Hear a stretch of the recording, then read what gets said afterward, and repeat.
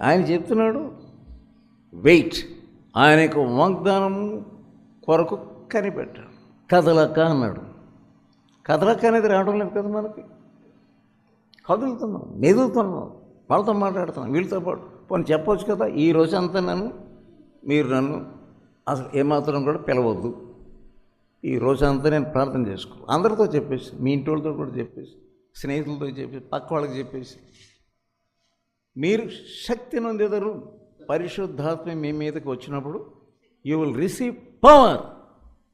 సైతాన్ ఏం చేస్తానంటే అక్కడికి వెళ్ళాలి, ఇక్కడికి వెళ్ళాలి, వాళ్ళు పలకరించి చాలా కాలమైంది, వీళ్ళు పలకరించి చాలా కాలమైంది అని నేను తెగమని బుర్రంతా తెగమక చేసి పడేస్తాడు.